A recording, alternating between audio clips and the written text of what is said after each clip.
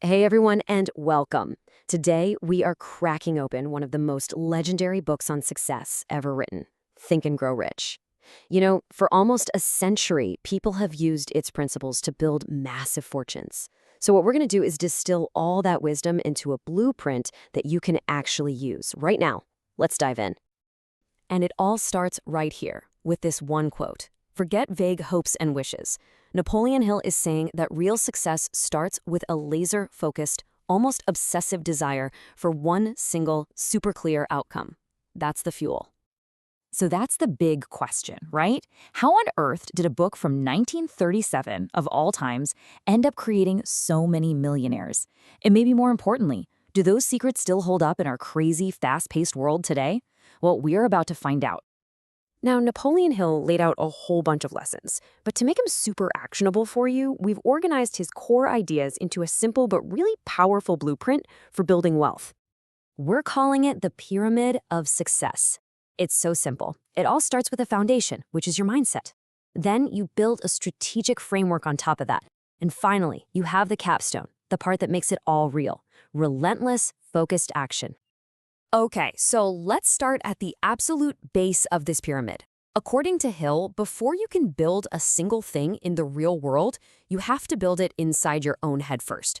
He says this part is completely non-negotiable. And this right here is one of Hill's most important ideas.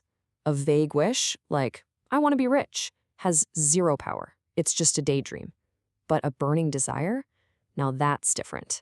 It's specific, it's emotional, it's $1 million net worth by 2035. And that is the kind of clarity that actually pushes you to act. So the second part of this foundation is what Hill calls faith. Now, this isn't about blind hope. It's about an unshakable conviction that you can and will achieve your goal. And you build that conviction by vividly, and I mean vividly, picturing your success every single day until your subconscious mind just accepts it as a fact. So how do you actually program that faith into your brain?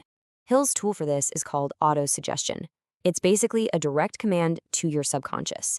So by repeating a clear, confident statement like this day after day, you are literally rewiring your brain to look for opportunities and to make that goal a reality. Okay, so you've got this powerful mindset locked in place. Now it's time to build the framework. This is where that burning desire gets a serious dose of real-world strategy. This is where your thoughts start to become actual things. A desire without a plan is just, well, it's just a wish. Hill was so insistent on this. You have to write down a specific plan. And, this is the crucial part, you have to start acting on it immediately.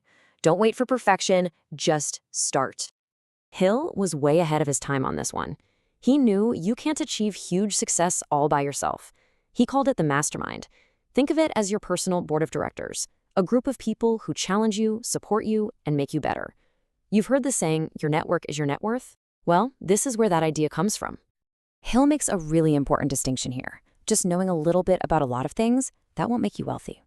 Real wealth is built on deep, specialized knowledge.